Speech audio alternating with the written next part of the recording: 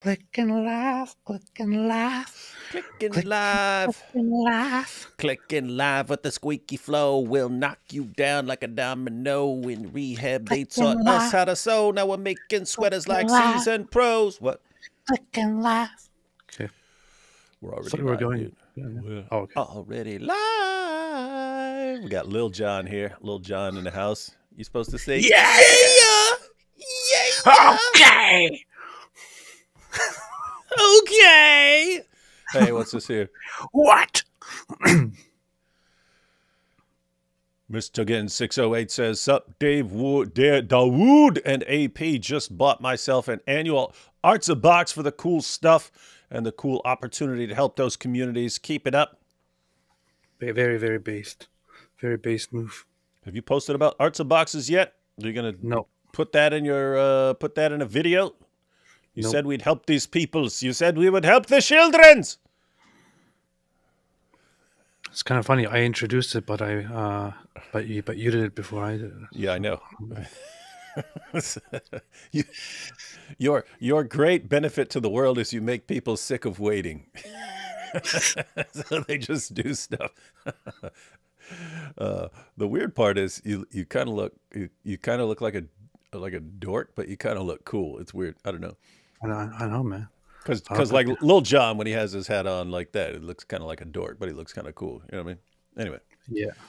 Oh, so hey, have you heard about how Islam is here to civilize us? Yo, of course I heard of it, man. Of course I heard of it. And today I'm all ready to learn how to wipe my butt. That's what I'm here for. That's what I'm here for, man. That's what we're all here for. So, guys, I shared a clip a few days ago on Twitter of a Muslim in Dearborn, and I didn't see it then because I saw it on a little Twitter video. So I wasn't really paying attention. I was listening to him, but then when I went to get the clip, pull up that clip for this live stream, I noticed he was speaking to a room full of kids. He's speaking to a room full of the childrens, and he's telling them not to take the technology and so on that they see among Westerners as too impressive. We need to be civilized, and Muslims are here to civilize us. So this is a Muslim speaker in Dearborn, Michigan, speaking to the youth of Dearborn, Michigan, my home away from home, telling them, you are here to civilize these disgusting Westerners. This is going to be good stuff. Probably watch this. It's in the Quran, man. It says, "O you who have believed, do not wipe your butts with toilet paper. Do it the Muslim way." That's what it says in the Quran. That's in there. All right, let's go ahead and check this out. Let's check this out, ladies and gentlemen. And you start fixating yourself on the American culture, the Western culture. You see, the shaitan tricks you with all this advancement in technology. Yet, they still haven't figured out that when you go to the bathroom, they're still wiping themselves with paper. All this advancement, think about how advanced they've become. They're trying to go to Mars. They're trying to take over Saturn. We're trying to take over Saturn. I thought on Star Trek. That doesn't even work, man. How do you take over Saturn? They're trying to go to Mars. They're trying to go to Saturn. And they're wiping themselves with paper. Let me back They're up a little eating bit. the planet. They're eating the Mars. They're eating the Saturn. They're eating the rings of Saturn. I was about to say a different planet, but that would have been bad. Anyway. They're trying to take over Saturn. They're trying to do all this stuff. Their cars are trying to be self-driven. Yet when they go to do the most lowest form of human nature, the call of nature, they're still wiping themselves and cleaning themselves. Just look at who's here. It's a bunch of kids. I'm talking like 8, 9, 10, 11-year-old kids. And guys, do you see the partition on the left of the screen, there's a partition, there's a divider, and he's looking over on the other side of the screen. What's that mean? You got all the girls on the other side, right? They keep the boys and the girls separate, but the speaker gets to speak to both sides. So he's also telling the young girls of Dearborn, Michigan, how Islam is here to civilize us because we do not know the proper Islamic way of cleaning ourselves. So let me back up a little bit. They want to go and civilize Uranus. We're here to civilize Uranus.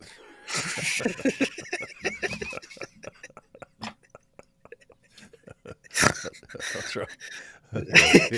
Human nature, the call of nature, they're still wiping themselves and cleaning themselves. Nature. Peeper. They're uncivilized. Do not be tricked and deceived by their technology. Do not be tricked and deceived by their philosophies and their westernizations and their ideas. At the end of the day, they are still backwards. We're backwards. Allah has sent us to these nations to civilize them. That's why Allah has sent us, to civilize these people. Yet the media makes us look like the barbaric ones. The reason... Yeah, it's the media that makes you guys look like the barbaric ones. It's the media that does that, not you and your actions. Not you sitting around, oh, they don't know that you're supposed to wipe with an odd number of stones. Oh, it's the media that bends over backwards to praise you no matter what and shields you from all criticism. They're the ones who are making you look bad. Just think about that for a second. Just meditate on that a little bit. Yes, we Muslims, we ruin every country that we live in. We have civil wars and infighting all the time. The GDPs suck. No contributions to science, no contributions to human development, no contributions to medicine, no contributions to this and that. We want to go and flee to the West whenever we have the chance to. But we wipe our butts not with toilet paper, therefore we are more civilized. Yes, we use the stones,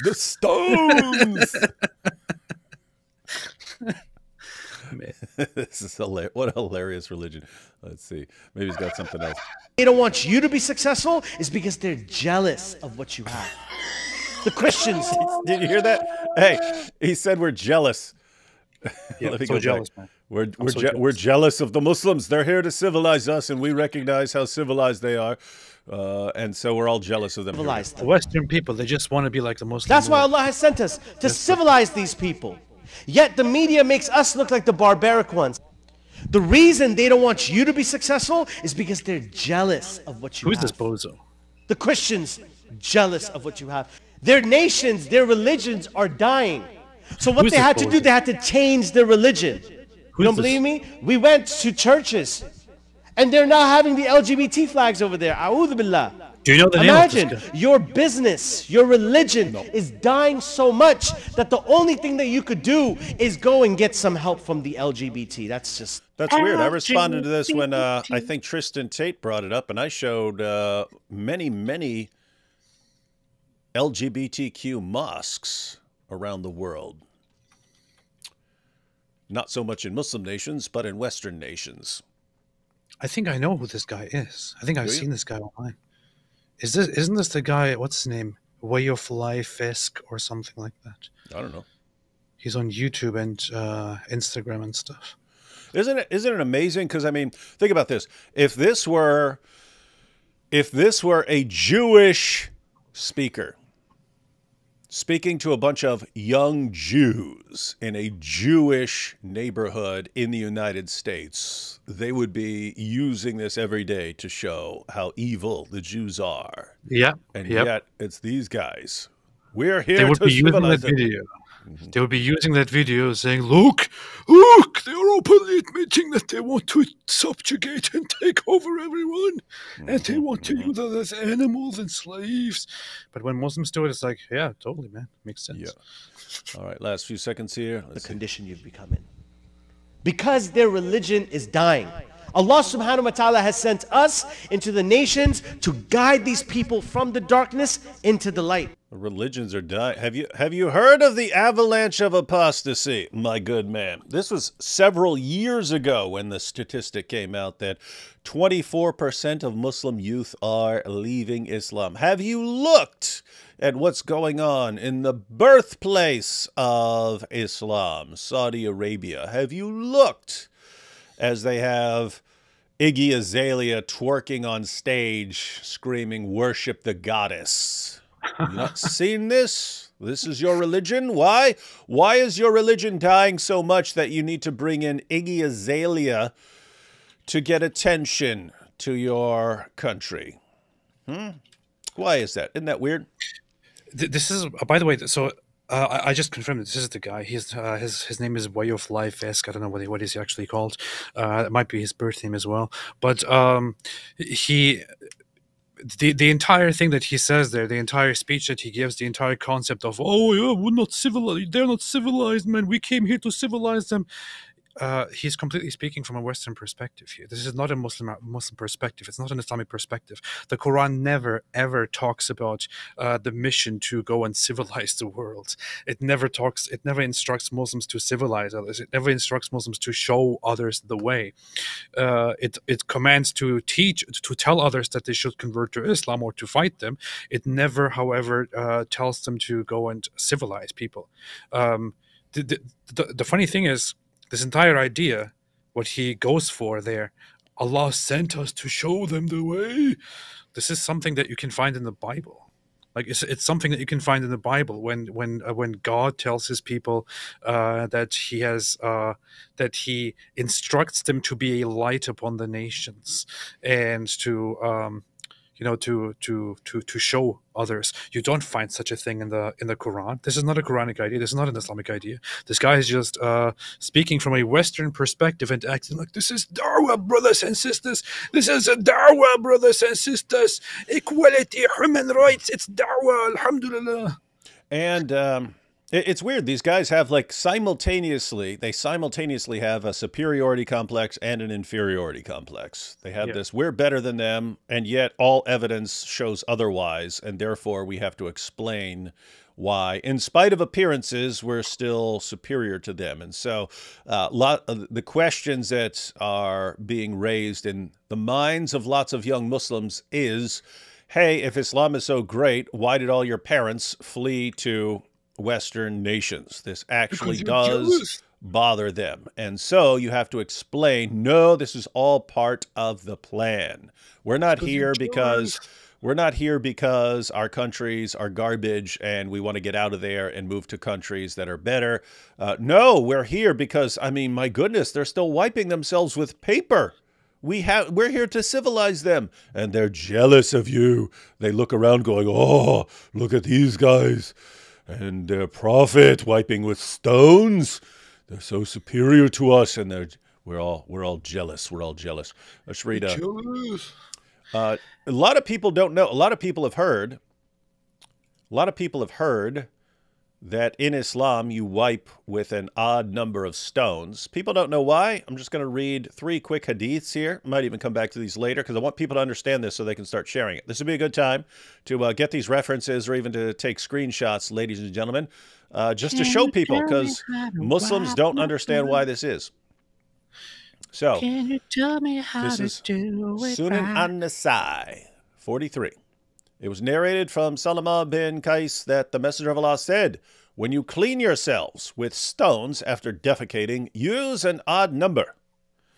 Now you know that you use an odd number of stone. You don't use toilet paper, you imbeciles, you uncivilized morons, you buffoons. No, you clean yourselves with stones, but not just any number of stones. No, it has to be an odd number. So if you can get it all in 1, and do that. If you get in 3, do that. If you need 5, happens. If you need 7, got a little problem, but keep it to an odd number.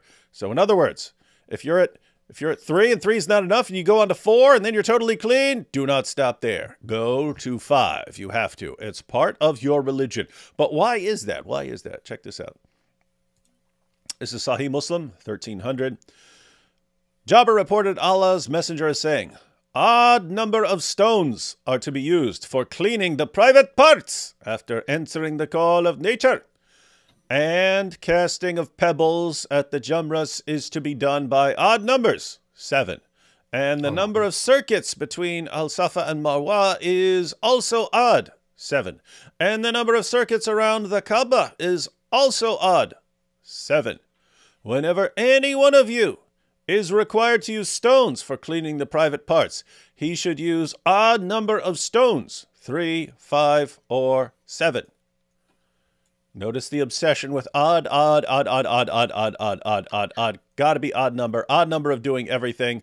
Odd number of walking around your pagan cube to civilize us, which, ironically, was a black stone was used as a toilet. Anyway, so odd. But why is that? You have it right here. Abu Huraira.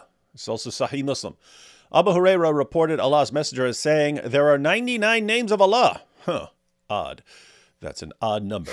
He who commits them to memory would get into paradise. Verily, Allah is odd. He is one, and it is an odd number. And he loves odd number. Allah is pretty odd.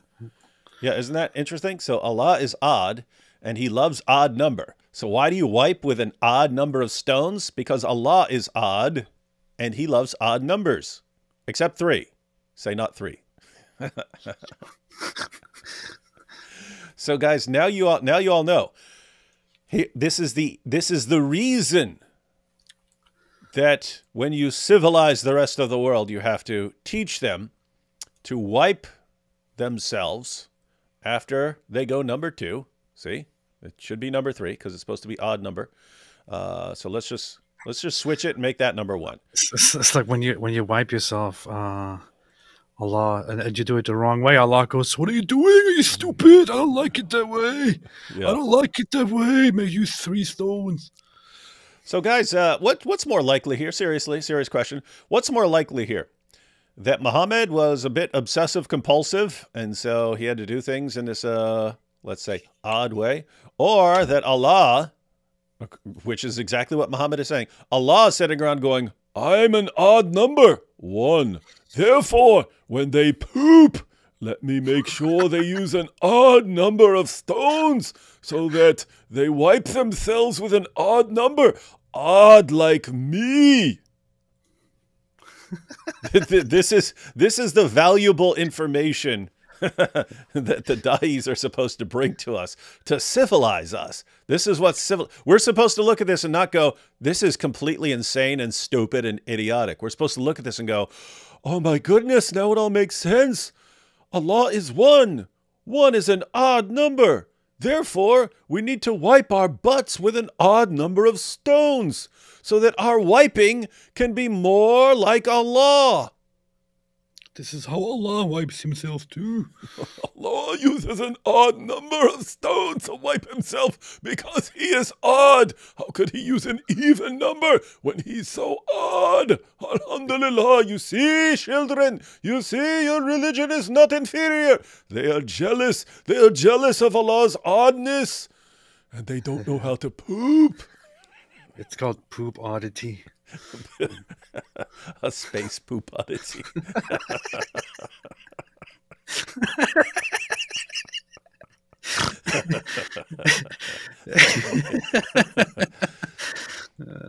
Man, wild stuff. If anyone doesn't know what that was a reference to, that was a reference to a David Bowie album, ladies and gentlemen. Yes.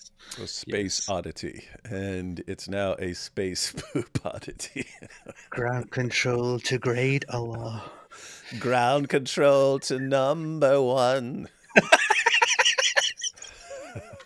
Ground control to number 2.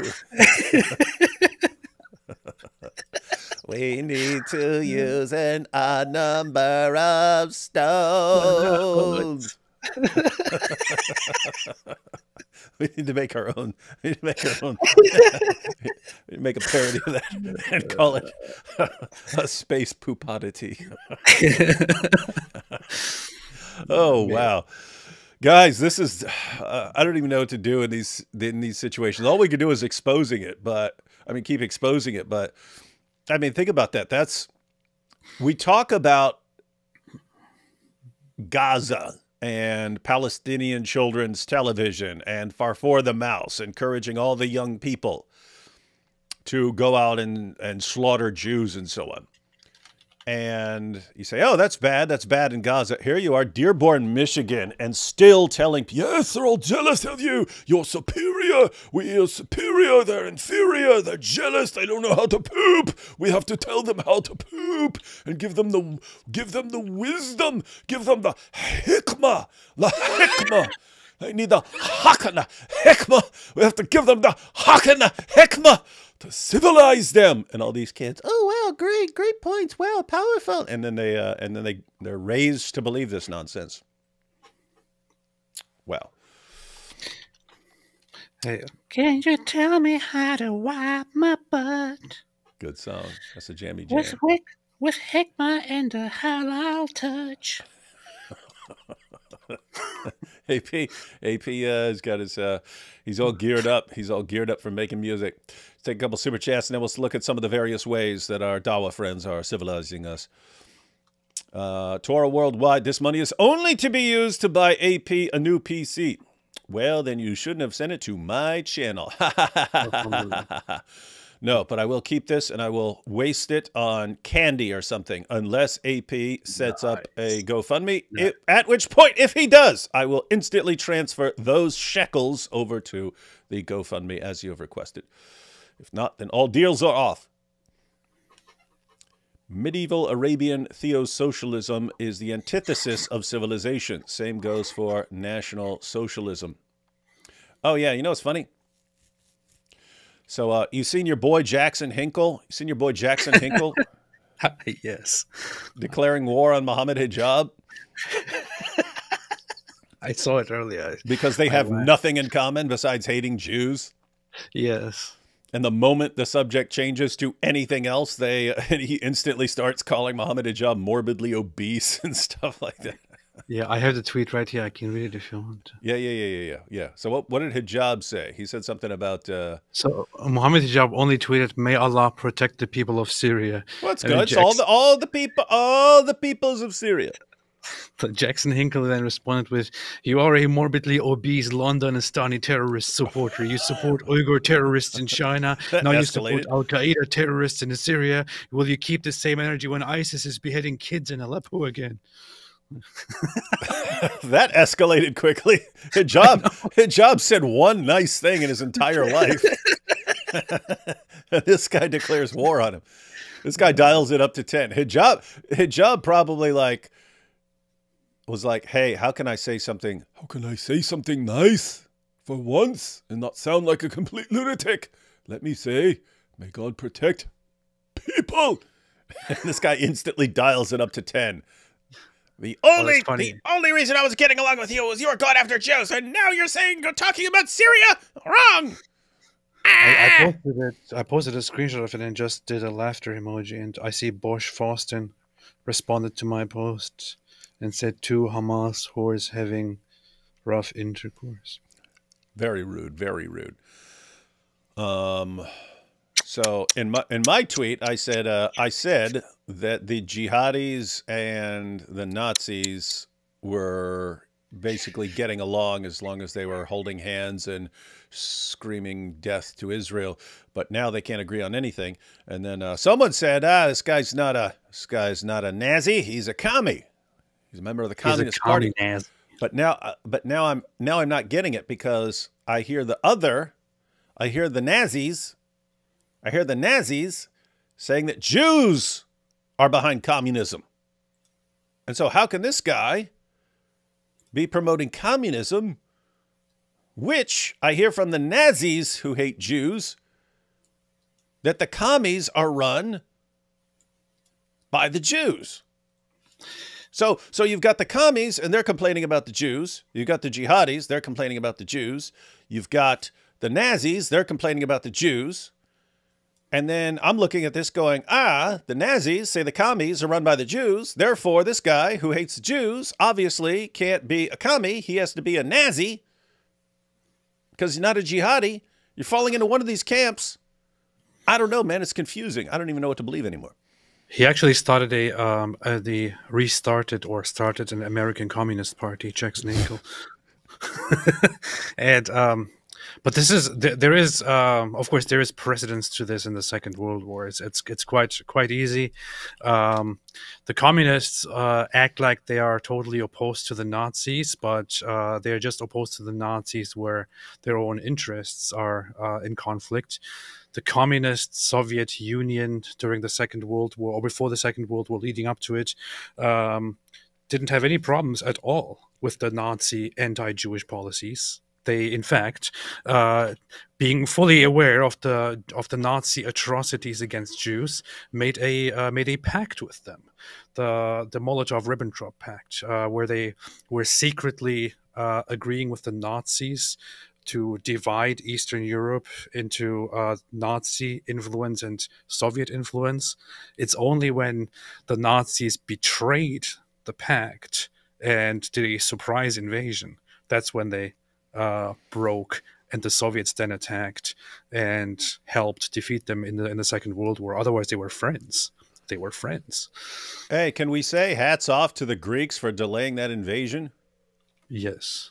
Guys, you know what happened? I remember this all the way back in high school. So the Nazis planned on breaking their pact with the commies and invading and marching to Moscow and taking it over.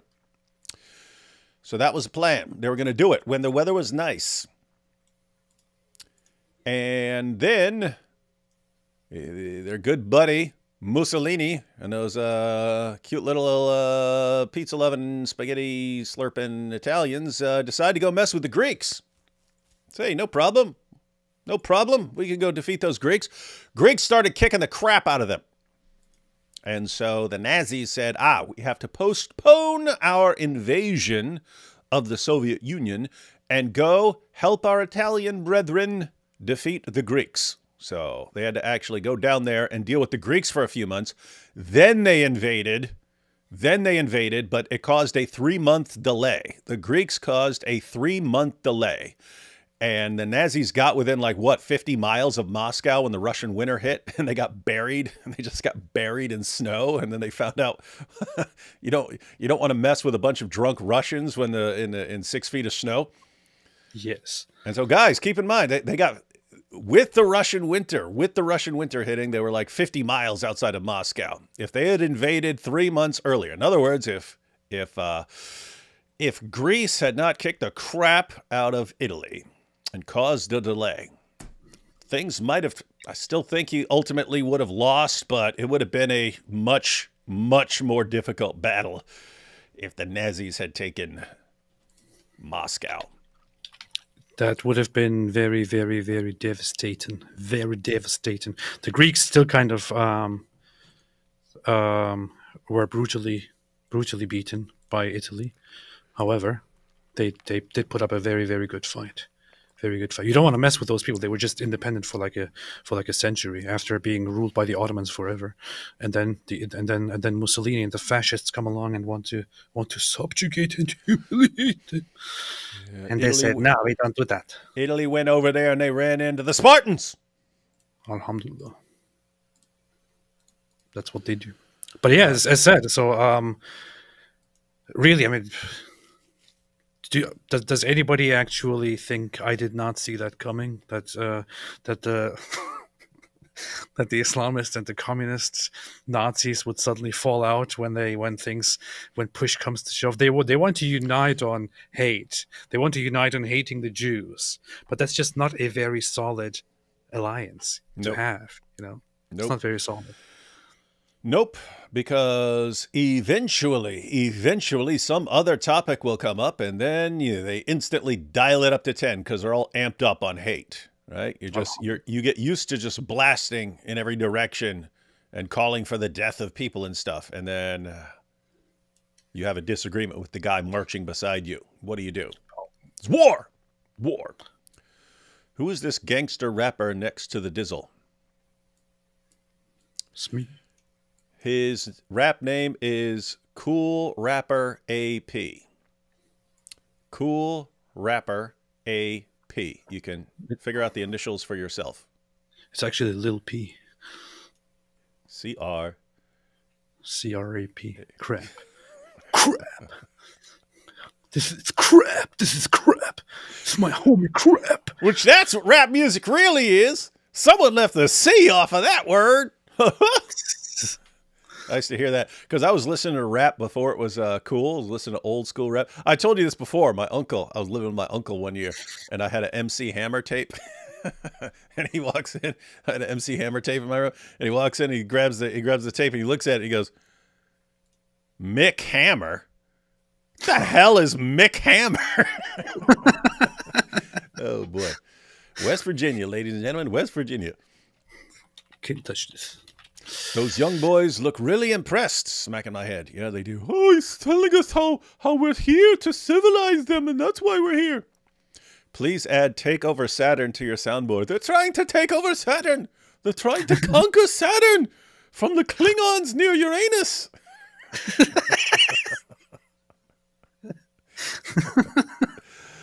Coming from the people who venerate a child rapist.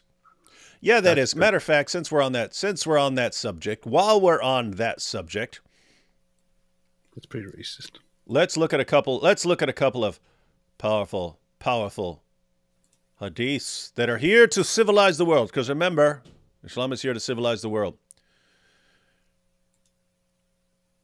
Notice the chapter heading in Sahih al-Bukhari. Sahih al-Bukhari. Giving one's young children in marriage is permissible. So he could have actually quoted this to all the children that he was speaking to in that big room. Speaking to the boys, speaking to the girls, could tell the girls about this. Giving one's young children in marriage is permissible. Why? By virtue of the statement of Allah. And for those who have no monthly courses, i.e. they're still immature, no monthly menstrual cycle because they're too young, that's Surah 65, verse 4 of the Quran. And the iddah, it sucks that we don't actually have a normal translation for this, because you would instantly understand how sick this is. But lots of people don't, because they see the word iddah and they don't know what it is. And the iddah for the girl before puberty is 3 months. The iddah is the waiting period after you've divorced a girl before the next guy can have sex with her. To make sure there's no confusion about any possible pregnancies if something should happen. So what is this? The waiting period before another guy can have sex with a girl after another guy's had sex with her and he got fed up with her and he wants to pass her on to the next guy. The waiting period for the girl before puberty is 3 months in the above verse. It says 3 months because elsewhere in the Quran it says 3 monthly menstrual cycles. So 3 monthly periods is the waiting period. Muhammad was actually asked, what about girls who are too young to have a monthly menstrual cycle? How long do we wait then? And Surah 65 verse 4 answers this question. The waiting period after you've had sex with a girl and you decide to divorce her, before another guy can have sex with this girl before puberty, he has to wait 3 months. This is the information that's here to civilize us. I wonder why the guy didn't share that powerful information with those young children about how he is here to civilize us. Daniel Hakikachu is here to civilize us. Ali Dawah, Muhammad Ijab, they're here to civilize. It's the power and beauty of Islam. And then as an example of having sex with a girl before puberty, we have Sahih al-Bukhari 5133, narrated Aisha that the Prophet wrote the marriage contract with her when she was 6 years old, and he consummated his marriage when she was 9 years old, and she remained with him for 9 years, i.e. till his death. This is the powerful, powerful information that is here to civilize us, ladies and gentlemen. Powerful. And the reason the media are trying to make Islam look bad is because we're all jealous. We're all jealous of this powerful, powerful stuff. We heard I'm it. surprised he didn't say to the kids. And kids. And by the way, kids. If you have sisters, just so you know, it's okay to give to give them away. So if you have sisters, no matter how old they are, just you know, Send them put in my a way. word for me. Send Put them in my a way. word for me. I Come would be on. happy to give them private Quran lessons in my pants. We just saw that. We just saw that with the guy who's the head of the Quran revolution at that Islamic school. And to her credit, it's his wife who found the videos, the child, you know, on his phone, and she called the cops on him. Hats off to her. Hats off to her. Would have been very easy to say, oh, I can't bring shame and embarrassment to this school or to the Muslim community. She's like, oh no, that's not going. I'm calling the cops on this guy. I haven't looked into that topic at all. I saw some people talk about it. I saw even Sajid Lippam talk about it and so on, but I haven't looked at it at all. What do you know about that topic? That dude? Yeah. That dude, yeah. So that was Yasser. That was the place Yasser Qadi taught at. So this is like in Texas. They've got their Islam school down there. And this guy was giving Quran lessons. So he's this famous Quran teacher. He's taught tens of thousands of students around the world, and he was giving Quran lessons to a mother of a daughter, and he was telling them that, hey, if you I will send you some sex toys, and you should make videos, you and your daughter, with these sex toys, make videos about this, and this is going to bring you closer to Allah for our Quran lessons. But you have to show me the videos and stuff like this, so I can check your progress. So this lady's making videos of her daughter and sex toys and so on, as part of their Quran lessons. And the dude's wife finds the videos on his phone, calls the cops. Hey, I say this to the woman who called the cops. I don't know what your financial situation is in this world, but if that actually hurts you and you don't know how you're going to, pay the rent because he got arrested, let us know. You did the right thing, and we would be happy to help you get through. I have so many questions, but I just don't want to ask them. Because you're jealous of this civilizing impact this guy had with his Quran and his sex toys. But I didn't know any of these details. But it's one thing for somebody who to privately hide from everybody and do something sick and then be caught with that. I thought that's what this was about. I had no idea about the other aspect. What? How does this guy actually convince other people to engage in that kind of stuff? And to record it. How did Muhammad convince his buddies, hey, I get to take your daughters. Hey, give me your wife. This is what you do, man. But even that to me, like, would be kind of explicable, for a family to give away their little child to the Holy Prophet, or as sick as it is, still kind of I understand how they could be so stupid to agree to that. But in this case, to take these instructions from the teacher and to follow them and to go through with them. What's wrong with people?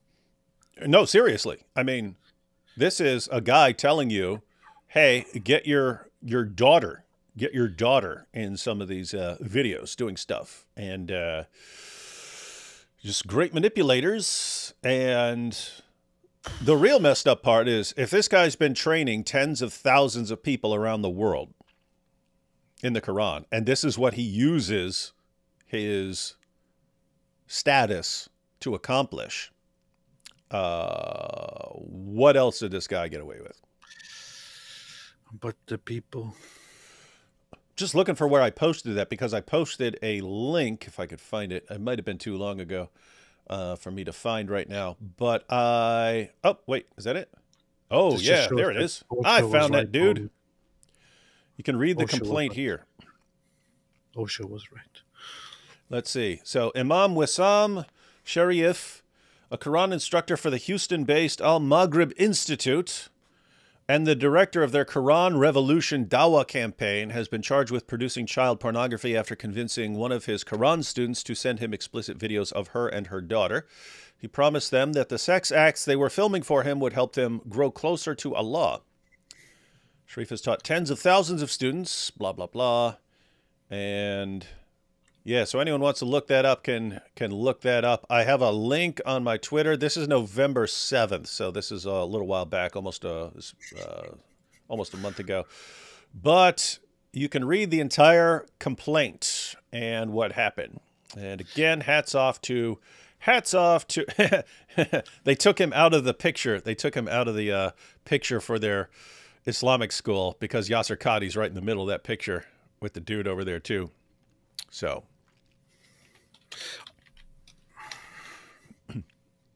I'm sorry, but because you're uncivilized. Sorry. the families, the people who go along with it and actually do it, I really, I really question your entire purpose and your justification to be alive. What kind of what developed advanced human being actually? I don't get it, man. I don't know. As our good friend Masab Hassan Yusuf would say, you're not even fit to be a mother. That is correct here. If you as a mother are going to listen to some Quran teacher come along and say, hey, I'm sending you some sex toys for you and your daughter to use together and make videos for me, and you fall for that, you got problems. With that said, he targeted, at least in this case, a lady from a disturbed, problematic background.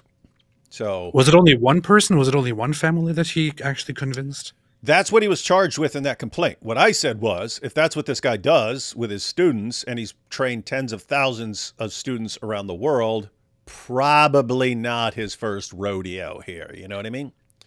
Oh my God. Probably can find some more stuff on this guy. But I mean, seriously, when the idol of your religion is a guy who clearly used his status to give himself endless sexual favors from the daughters of the people around him, what do you expect these guys to do? That's their role model. He's the pattern of conduct. They're here to civilize us. Here to civilize us. I don't even know who to feel bad for exactly in this case. And I don't know, man. It's moments like these. You where I could feel think bad. You could feel bad for the daughter because she got a crap deal on her mom, and for the wife who did the right thing. Again, it happened. It's so frequent to say, "Hey, this guy did something messed up, but we need to keep this quiet because it will be a huge embarrassment to the school and so on." She didn't. Nope. Called the cops. That's good. That's what you want to do. Freaking kids are involved. You call the cops, ladies and gentlemen. Should the new administration do regime change in Iran? Your boy Trump doesn't seem like a going in and doing a regime change kind of guy. He seems like putting other kinds of pressures, but he explicitly rejected it. He said he doesn't want to do any such thing, which might also be just a strategy, which might also be just something that he says before he's elected to try a different approach. But America going and trying to engage in regime change in a Middle Eastern country is something that is absolutely not popular after the last century. So I'm not sure if I'm really a fan of it or an advocate of it. I think it should be left to the Iranian people themselves. And that will actually help them moving forward. Think, if there's a regime change and it's because the United States went in there and did a regime change, that the new regime will be the regime installed by the United States and will not be well liked elsewhere in the Middle East. Whereas if the people do it themselves, then it's their country and they install someone they want. That's a completely different thing. That was an uprising within the country and not a Western nation going and putting in a puppet government. Now, with that said, if the U.S. can kind of help the people in various ways by putting pressure on something, or if the U.S. just wants to say, hey, Israel, we're not going to go do a regime change, but if you want to bomb these guys every time they look like they're doing something wrong with one of their sites, or anytime they look like they're getting a nuclear weapon or something like that, free pass from us. We're not going to complain. That sort of thing can help destabilize the government a bit and can actually help the people. But ultimately, guys, it has to be the people or it's not going to work. It has to be the people taking over their own country. But the people are, well, in that case, the people there are better and smarter than their leaders. That's true. What do you do with the stones when you are done with them? Well, the jinn eat the poop off of them. And then you can reuse them. What do you do with the stones when you're done with them? Do you keep them and just have poopy rocks in your bathroom? What do you do? What are you talking about a bathroom? you pagan talking about a bathroom? Come on. This is out in the little area of the desert. You put them in a laundry machine and then in the dryer. You send them to the poop rock washer. They have special high-tech industrial rock washing equipment over there. You take your sack of rocks over to the poop stone washer, and he cleans them right up for you, and then you're free to use them again. Alhamdulillah. Or do you toss them? And how often would someone else pick up your used stones while looking for new ones? Look, you're asking too many questions because you're jealous of the civilizing effect. Not surprising, since your name is John the Presbyter. So John the Presbyter, you're jealous of the civilizing impact that Islam has, and you're mocking it. But really, you're asking too many questions. Just wipe with an odd number of stones. Let everyone else solve all the mysteries. That's what they do. You're supposed to wipe yourself with the stone, put the stones away in some place that is known for pooping outside town, in the desert. And at night, the jinns go to that spot. The jinns go to that spot and they eat the poop. That's what it says in the hadith. I'm not joking. And this is the powerful information that people need to know. Otherwise, they won't be civilized and they'll be barbarians. Alhamdulillah. See, the power of Islam. Allah loves odd number, yet he created earth first, then the heavens. 2 + 2 + 4 = 8 days. Make it make sense. No, it's 2 + 4 + 2, which, yes, your math is correct, does equal 8. But there are other passages that say 6, right? There are other passages that say 6. Now, do the math here. You've got passages that say 6. You've got a passage that says 8. It can't be both. So what do? Average them. Average 6 and 8. What do you get? 7. Oh, you see, this is what happens when you got the hikmah. When you got the hikmah, it does turn out to be 7 because Allah messed up a little. It went up one over here, messed up a little, went down one over there, averaged them out to get what the truth is. And the truth is 7. Allah is completely consistent with his rule about odds. Yeah, sounds right. Skid marks are proof of being civilized, you see. That is true. Apologies. Do women have to obey this rule, or does it apply only to men? Well, it applies to women, too. Women have to wipe themselves with an odd number. Yeah. Did you say the imams are here to civilize us? That's what I heard, too. Civilize. When you said civilize, it sounded like syphilize. I thought, wait a minute. We're here to civilize them. We have to civilize the children. We are here in the West to civilize the children. Civilization. Hidely ho, Dizzle and AP are doing the show. In winter there is snow, and now that I mentioned Mike Winger, I need to go. Mic drop. Yes, you do need to go if you mention Mike Winger, because you're not welcome here. What was that? Operation Barbarossa, the perfect movie, not. Did I watch that movie? I haven't, so I can't even comment. Happy birthday to me and Andrew Tate. How could someone as based as me share a birthday with someone who's totally unbased? Yes, ladies and gentlemen, sing happy birthday for the next Zakir Naik who just turned 7. Based on his comments. Oh, that's a 1972 movie. No, I haven't seen that. Okay. Here we have the rapper. Islam is wiggity whack and its followers are miggity maps. All I've seen my poor leather straps. Dear God on Momo's biggity back. No idea what kind of weird things you're talking about, but this is more evidence that you're jealous of the civilizing impact of Islam.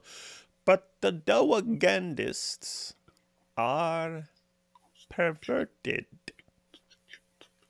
Well, we don't know about that. Let's go ahead and watch a clip or two of Dawagandist to see what they have to say about some of these issues. So we've heard that Islam is here. Guys, if you tuned in a little late, I'll probably play it one more time just for people who came in after we played it. But we have a Muslim speaker in Dearborn speaking to the youth. Dozens of boys and girls explaining how Islam is here to civilize us. And let's get an example of Islam's civilizing impact that we need to accept. If you look just at the Quran, you will get the indication that you can have sexual intercourse with a 5-year-old. The reason why it's haram to have sexual intercourse with a 5-year-old is not found in the Quran at all. If you just read the Quran, it is halal, it would be halal to have sexual intercourse with a 5-year-old. In Surah Al-Talaq, chapter 65, verse 4, Allah subhanahu wa ta'ala tells us who you can divorce and who you cannot divorce. And then he says, وَاللَّائِ لَمْ يَحِدْنَ وَاللَّائِ لَمْ يَحِدْنَ, and the ones who had never been pubescent before. And by the way, this is very important, yeah? I want all Muslims to be aware of this. The reason why we don't have sexual intercourse with 5-year-olds and 6-year-olds and 7-year-olds or whatever is not because of puberty. Wait a minute, what did you say? It's not because of puberty, because that verse in the Quran actually says lam yahid. They never had puberty before. You can't go around that. The Quran doesn't say anywhere in the Quran that the woman has to be pubescent. I dare you to find one verse in the Quran where it says you're not allowed to marry someone based on harm, or you're not allowed to have sexual intercourse based on harm, not there, or you're not allowed to marry someone based on puberty. So if you're Quran alone, you're allowed to have sexual intercourse with 5-year-olds. Get me one verse in the Quran which says the woman has to be pubescent. Just one verse. I want one verse in the Quran from the beginning of the book to the end of the book which says that she has to be pubescent. So okay, so that makes it halal from your perspective. From your perspective, it's halal. You know, in the Quran it says حُرِّمَتْ عَلَيْكُمْ أُمَّهَاتُكُمْ. It says you're not allowed to marry your mum. It says you're not allowed to marry your sister or your auntie. Where does it say you're not allowed to marry a prepubescent? I'm looking for one verse that you can say, you pinpoint it and say this is where it says prepubescent marriage or whatever is not allowed. So if you're Quran alone, you're steered towards pedophilia, a severe type of pedophilia, a wife abuse, a severe type of wife abuse. Everyone got that? Alhamdulillah, very powerful. Do you feel more? Does everyone feel that after learning that Allah in the Quran has made it halal to have sex with a 5-year-old girl, do you feel more civilized? To be clear, everyone, Muhammad Hijab is not saying it's acceptable to have sex with a 5-year-old. Don't want to misrepresent him. He's saying, according to the Quran by itself, it is. And therefore, you have to go to Muhammad to find out that, no, he waited a little longer. And then the assumption is that he was waiting so as not to harm her. And therefore, but he's very clear, puberty is not the dividing line. It says the Quran makes it clear that puberty is not the requirement. It's whether you're going to harm the girl,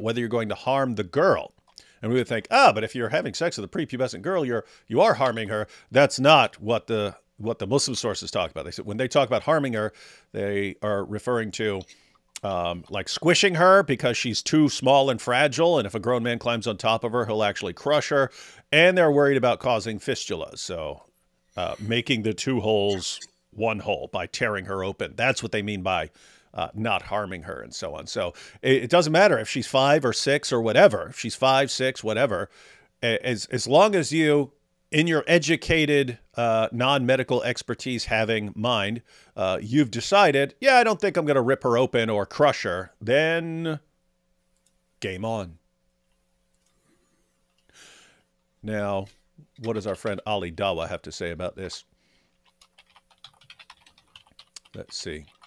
We have Ali Dawah, who's actually better than Muhammad Hijab. Ali Dawah, he's completely wrong. He's completely wrong, but he thinks that reaching puberty is when a girl is ready to be married. And even if she reaches puberty when she's 9 or something like that, that means she's ready to be married. And so he'll say this even about his own daughter. Here's the clip. You asked me, would I allow my daughter to get married at 9? I'm saying the analogy is wrong because our teachers teach us the woman has to be sexually, mentally, and physically ready. That means if my daughter... Do you see this? She has to be sexually, mentally, and physically ready. Where are you getting it? Where? Where? Who says that? Who says that? A bunch of freaking Dawah clowns say that to throw people off of what their sources actually say. But watch what he says here. No. If my daughter wants to menstruation... Hold on. Let me finish. If my daughter reached the age of menstruation at 9 years old, I would say you are ready... What's it? You are ready to get married. If my You're daughter... ready to get married, yeah? If my daughter reached the age of menstruation at 9, I would tell her, you're ready to be married. You're ready to be married at the age of 9. So we look at that and we go, wow, what a sick dude. Hope that he doesn't actually put his daughter in that position.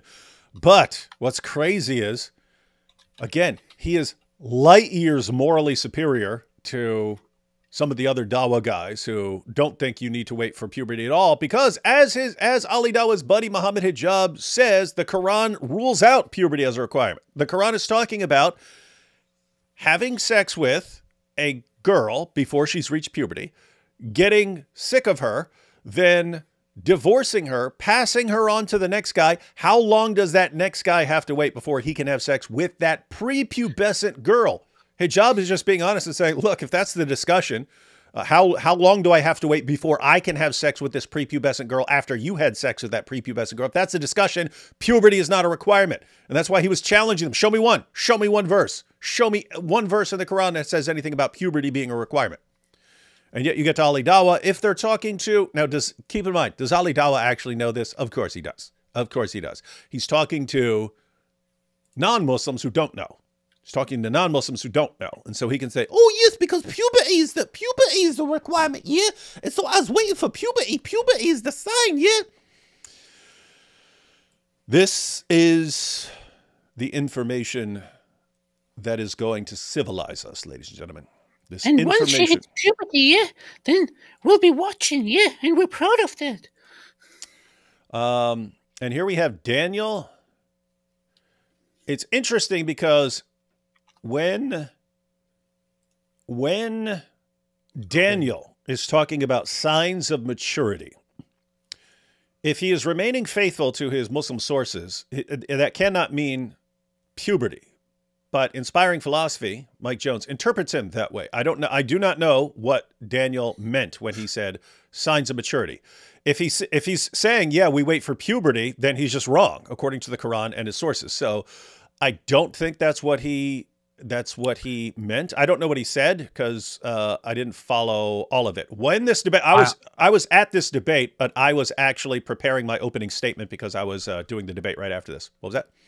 I do know what he said. What he said is that it's not puberty; it's early signs of maturity, early signs of possible puberty. So once certain parts of the body start shaping early on into maturity, and you can see signs of that, then she's ready to get married. Because, I mean, from the Muslim sources, it would seem that if you wanted to call it signs of maturity, what you would mean is signs like that you're big enough for me to not break you if I climb on top of you, and some sort of signs that you can handle a grown man's private parts without ripping you open. And that's what they would mean by maturity. So if Daniel means something beyond that, then he would once again, like Ali Dawah, would be better than his religion, as creepy as he is. But let's assume he means he's referring to puberty or signs of puberty or something like that. Let's watch what he says. You mentioned the period comes at the end of puberty. Are you saying someone can marry and have sex with someone prior to getting their period? So according to Islamic law, when the body is fully formed because of puberty, the period comes at Tanner stage 4, which is the end of puberty. So yes, when there are signs of physical maturity, then it becomes permissible for the husband in Islamic law to have marital relationships or consummate the relation with his bride. And this is the example of the Prophet, peace be upon him, who married 6. Before the age of menarche, that's what I'm trying to get. Before the period. Okay. Islam, do you know what period, precocious okay. puberty is? Yes, I do. Okay. What is it? It means starting puberty unusually early, like Can beyond you have, averages. Is there anything in Do you know what precocious puberty is? Yes. What is it? Precocious puberty is my life. It's my favorite thing. Daniel Hakikachu. It means starting puberty unusually early, like Can beyond you have, averages. Is there anything in Islam that prevents you from a man marrying a 5-year-old that started precocious puberty?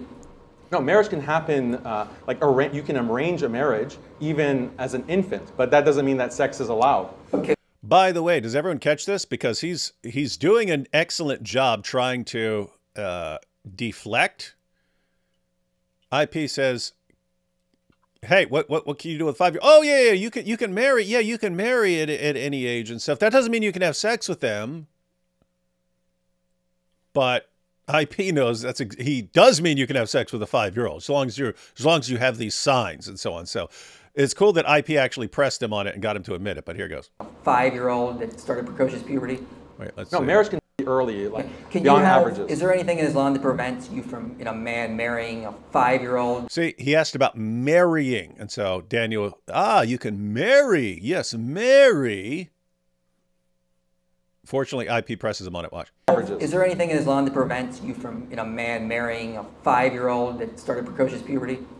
No, marriage can happen, you can arrange a marriage even as an infant, but that doesn't mean that Not sex what we're is talking allowed. about. Okay, could a man have a marriage to a 5-year-old consummated? Can you consummate the marriage? Puberty? If she starts showing signs of physical maturity, then yes, that's permissible, as I stated. That's What about the age principle. 4?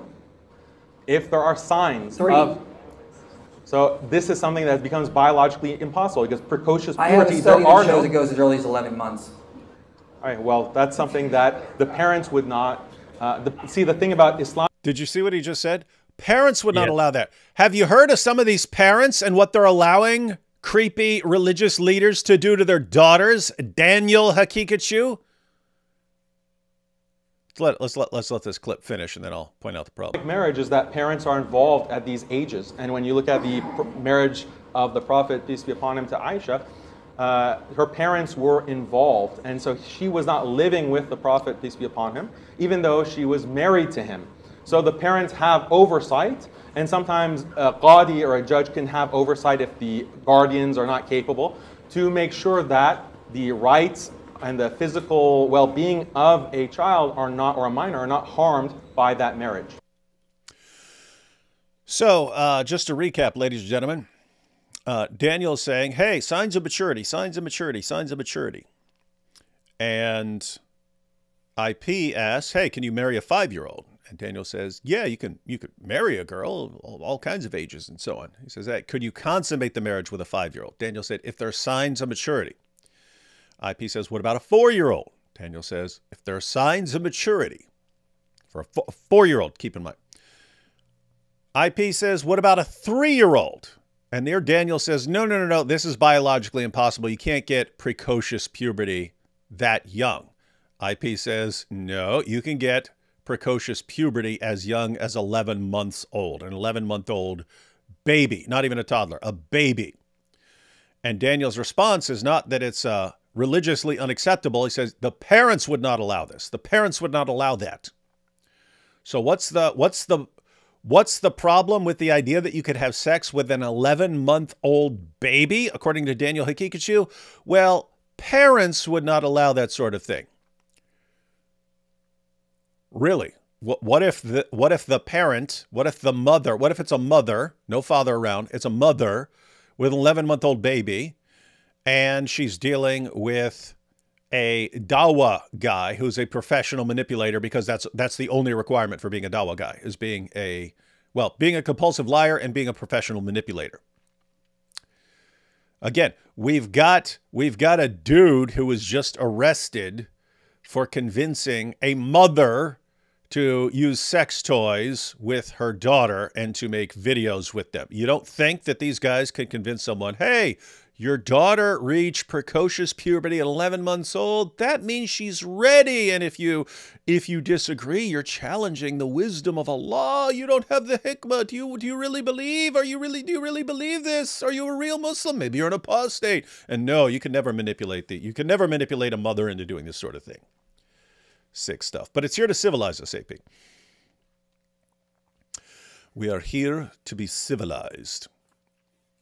Let me check. Oh, we actually have a lead-in. Let's see. We have a lead-in here. I've already read that. Why are they so quick to call people stupid when you tell them that their prophet is a murderer and a child rapist? I had to quote their own hadith to them. They're just trained to attack whenever anyone criticizes their prophet. So you did the right thing. If you have sources ready for anything you're saying, that helps. AP, are you there writing a song, AP? Yeah. Do you want to play your dumb song?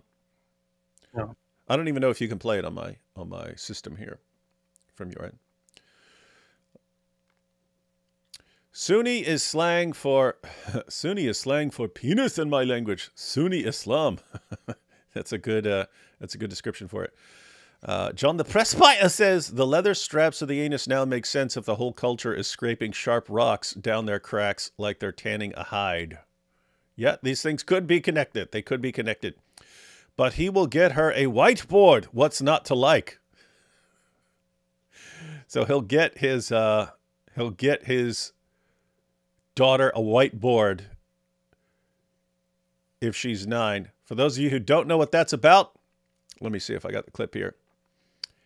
Ali Dawah. Oh, here we go, ladies and gentlemen. Here we go. If you wanted more enlightenment from the Dawah guys, more of the civilizing effect that they are here to have upon us, here's an example. One of the most popular da'is on the planet, one of the most popular da'is in history, Ali Dawah, showing us how it's done. I have my wife on my right. Assalamu alaikum. Hope you well, inshallah. She's not going to be in the video, but she's going to have her say with this whiteboard that I bought her. But why is the default that the woman is innocent and the man is always guilty? Okay, that's something my wife wants to say. Salama probably had enough, as women give a lot of chances, has zero tolerance now. Okay, this is why I want you here. Yeah, it's very important for you to be here. Yes, just to take the past traumas of their father or ex-husband, etc., and project it on other people. So, okay, she's saying she made the video, not him. I don't know his opinion. Well, exactly. There you go. Okay. There's nothing else I have to say. Anything you'd like to say? If you do, just let me know, inshallah. The Prophet, peace be upon him, told us. He went to the hellfire. Again, I know you guys are going to be like, oh, it's a reality check. Okay. And he saw a majority of the women of the hellfire. Why? He said, not because they are ungrateful to Allah, because they are ungrateful to their husbands. Anything that I said wrong is from shaitan and myself. Anything good is from Allah subhanahu wa ta'ala. If there's anything you disagree on, no. Okay. Are you under any duress? You can blink twice. No. Okay, that's fine. Assalamu alaikum wa rahmatullahi wa barakatuh from myself and my dear wife. May Allah bless you for your contributions. It's a pleasure and an honor. I have my wife on my right. So, guys, that's most of you do not have your wife communicate using a whiteboard because you're not civilized.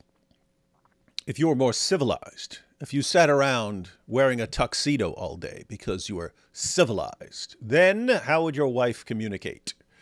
You would purchase a whiteboard for her. A whiteboard from Walmart and say, when you speak using this. You write it out. Same thing you're learning your ABCs from. And what's funny is Ali Dawah is probably like, you see how we is encouraging girls to be educated, yeah? We is encouraging them to learn how to read and write. This is what Islam does. You see? Islam is the foundation for education of women, except Afghanistan, where they can't even go to school anymore, yeah? And we're proud of that. It's a civilizing impact of Islam. I just wanted to, for anyone who came in late, wanted to post what we're responding to in all of this. We'll play this one more time. At least the beginning of this, when he's, this is a Muslim speaker speaking to the youth. So he's a Muslim youth minister preaching to the youth in Dearborn, Michigan. This is in Dearborn, Michigan. And you start fixating yourself on the American culture, the Western culture. You see, the shaitan tricks you with all this advancement in technology. I just want to point out again, we've already pointed this out before, but for anyone to come in late, look, he's speaking to boys, speaking to young boys. There's a partition on the left. Why? Because girls are on the other side of that. So he's speaking to young boys and young girls, talking about how they should not be impressed by technology and so on. Westerners are uncivilized, and Muslims, who are superior, are here to civilize us. Yet, they still haven't figured out that when you go to the bathroom, they're still wiping themselves with paper. All this advancement, think about how advanced they've become. They're trying to go to Mars. They're trying to take over Saturn. They're trying to do all this stuff. Their cars are trying to be self-driven. Yet when they go, he could have actually been witty right there. He could have actually been witty and said, they're trying to go to Mars. They're trying to take over Saturn, and yet they don't even know how to deal with Uranus. That would have been perfect, right? Wouldn't that have been perfect? They can't come up with these Dawah guys can't come up with witty stuff like that. I just want to inform this guy here, and also anybody, all other Muslims, it's not possible to take over Saturn. Just so you know, it's not possible. It will never be possible. It will be possible. What are you talking about, man? Once you do it with Islam, I guess. Yeah. Once we take over Mars, then we will take over Saturn. First we take Mars, then we take Saturn. Oh, I'm trying to think if this guy is actually saying. I've heard there's a moon of Saturn that would actually be a decent place to land something because it's solid or something like that. Maybe he's talking about that. all this advancement, think about how advanced they've become. They're trying to go to Mars. They're trying to take over Saturn. They're trying to do all this stuff. Their cars are trying to be self-driven. Yet when they go to do the most lowest form of human nature, the call of nature, they are still wiping themselves and cleaning themselves with paper. They're uncivilized. Do not be tricked and deceived by their technology. Do not be tricked and deceived by their philosophies and their westernizations and their ideas. At the end of the day, they are still backwards. Allah has sent us to these nations to civilize them. Allah has sent all these Muslims whose parents or grandparents came to the United States to get out of their Islamic countries, their Sharia-compliant hellholes, to come over and civilize us with what? Don't wipe yourselves with paper. Don't wipe yourselves with paper. Instead, wipe yourselves with stones, as Muhammad said. Sunan an-Nisa 43. When you clean yourselves with stones after defecating, use an odd number. That's what you're supposed to do if you're civilized. Don't use this paper that you can flush down the toilet and it dissolves. No, no, no, no, no. Use your stones and keep using them over and over again. This is the powerful, civilizing power of Islam. And if you complain about it in the UK, you'll go to prison for it, for complaining. Very powerful. That'd be nice. Won't that be nice? That would be powerful. That would be very, very, very based. Let me see. That'd be very powerful. It would be very powerful and based. And one more clip about how Islam is here to civilize us. The classic one. This is more powerful information that is here to civilize us. This is a part of our religion. There's a reason to it. Yeah? There's a reason why there's a capital punishment. Because people like you, little weaklings, who leave their religion and cause corruption in the land by spreading it, the capital punishment in Islamic law would be applied to you. We have no doubt. And we're proud of that. Yeah? Capital punishment will be applied in an Islamic state. Yeah? Not individuals going and doing it themselves like idiots. Yeah? No. Under an emir, it is done. Yes. And we, you know what? We'll be watching. We'll be watching. Because if you're going to cause corruption in the land, that's going to cause more damage to the society as a whole. Because the Sharia didn't come to protect an individual's right. Hey, can I drink alcohol? Yeah, sure. Drink alcohol. Run someone over, kill them, set all this kind of chaos. No, Islam says the right of the community is greater than you individual wanting your right to freedom, which is BS. Absolutely BS. Yeah? Don't get me started. So it just backfired on you. It just backfired on you. Yeah, so your obsession with rights and so on, dare I say, it's uncivilized, ladies and gentlemen. And if you were civilized, you would hand over all your freedoms and put all your rights under the control of an emir and hope that he won't want to do things with your daughter. Yeah. Because how are you going to stop him? Yeah. So it just backfired on you. Make a rap song, Gin and Jews, Don't Forget Me. I think I've seen that before. I don't know if I've seen a song, but I've seen people suggesting that before. Rolling down the street. You'd have to change the words. I just made a song about wiping your butt. Do you want to play your song? What happens if you try to play it? You've played your sound effects before. Try and play it. See what happens. I don't know. Let's see. Let's try this out. Hang on. I can actually click on this. Let's see. Oh, that's funny. What? So I can just do that here. Oh, do you hear that? We got it. We hear it. Hey, that's funny. Super loud. Hang on. I can turn it down here. Yo, Imam, how do I wipe my butt? How do I do it right? Is toilet paper bad? Does Allah hate that? I wanna be civilized. What does Allah want? So it's the left hand. Well, that's a twist. Guess my right's been living a life of bliss. Add water, you say, like a bathroom spa. Do I need a bucket or just a fatwa? Turn from the Qibla, that's a plot twist too. Now I'm facing the tiles. What else is new? Wash it all clean, leave no trace behind. I'm scrubbing my soul while I scrub my mind. Can you tell me how to wipe my butt with hikmah and rock so I do it right? Is it water I need or a simple touch? Guide me, Imam, to a path of light. What if no water? Stones save the day, but where do I find them? Home Depot, eBay. 3 wipes, you say, not 4, not 2. This feels like a riddle I can't undo. Islamic hygiene, it's an art, no doubt. But the logistics, man, they wear me out. Is there a course I can take online? Cleanliness 101, the prophetic design. Can you tell me how to wipe my butt with hikmah and rock so I do it right? Is it water I need or a simple touch? Guide me, Imam, to a path of light. I'm out here stressing about what's on the ground, while others are chilling, their solutions sound.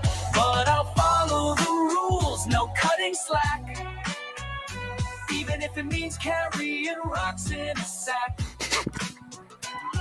Imam, you've helped, though it's all quite surreal. Now I'm a pro in this bathroom ordeal. With water and stones, I'm purified, bright, ready to face life with a squeaky clean might.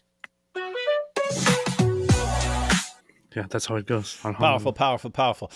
You should add a couple of clips along the way as part of the beat, as in the background of that dude saying, "We're here to civilize them. They wipe with paper. They wipe with paper." This is also kind of like still quite basic. I think the lyrics need some refining. Yeah, you should just put all your energies into your musical career. You know what I mean? Alhamdulillah. Gin and Jews. What? Just to check my understanding, Sahih Bukhari 3905 says Choma visited Aisha 2 times a day, and he did mufakata with her before she was 9. That's what I think. That's what some refer to as the thighing. The thighing, according to certain commentators. I'd rather wipe with a stone than bow down, kiss and worship a filthy rock. Leviticus 26. I'd rather wipe with a stone than bow down, kiss and worship a filthy rock. Yes, they do. That is Leviticus 26:1 is a warning against setting up a sacred stone. And it's just interesting because there is a religion that really is obsessed with a sacred stone. Uranus lesson. Yes, we have all the Uranus lessons. Uranus is being colonized by the people of the Black Rock. With dude, all right, so these guys keep on whining about the use of toilet paper. They then stop and don't propose the alternative. Tell them the solution. Rocks. It's pretty simple. Or if you're a fan of Demolition Man, they had the 3 seashells, but they never explained how that actually works. Yeah, I mean, it would have been good to hear from this man to the children. What is the proper way to wipe? Because I'm sure some of those young people are like, what? That's exactly what I do in school. And going to school, I wipe with paper. You're uncivilized. The black stone is one of 3 of Muhammad's TP stones. That's how it ended up as a black stone. Originally started off as white. True story, according to Islam, the black stones started off as white and then became black. Yeah. But they say that's because, you know, it's because of men's sins that turned it black. The black stone absorbs your sins, ladies and gentlemen. But they don't believe in pagan idols. No, not these guys. Muslims will make blue Navi wear hijab Islam equals copium. Do you know what this means? What is Navi wear? I don't know. Do you know anything? No. Do you know anything except making sweet rhymes? No. So Muslims didn't have problems getting toilet paper because of delivery difficulties while COVID. They just used the stones in their backyards. Yeah, they might have been like, hey, haha, look at these uncivilized guys. They can't get toilet paper at Walmart because there's no supply. But we use the stones. The stones, you see, our prophet prepared us for this. Good stuff, good stuff. Why does it seem that Muslims worldwide have more problems with the Jews than the Hindus? Aren't they supposed to hate Hindus because they're pagans? Hey, AP. What are your thoughts on this? So let me actually steel man this a little more. If you read the Muslim sources,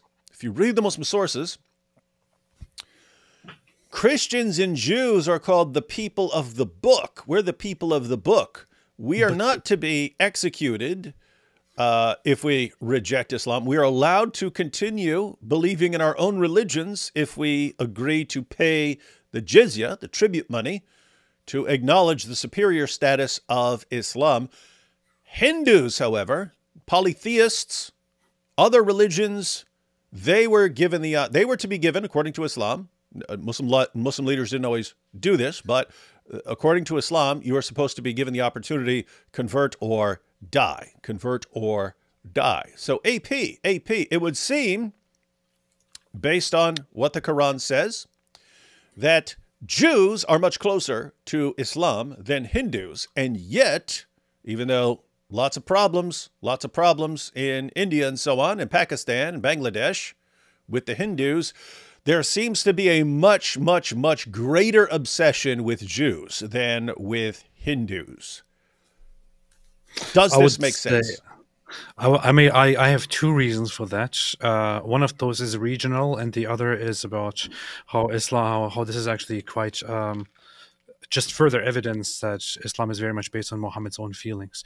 The reason number one would be that that Muslims around the world are not very much don't really interact with Hindus, except for those in India and Pakistan and Bangladesh, so those in the subcontinent, which is why Muslims around the world, the rest of them, don't have anything about Hindus that they have to think of, which is why they don't get very much involved in it. The local ones will have thoughts about the Hindus, but it will just be limited to that.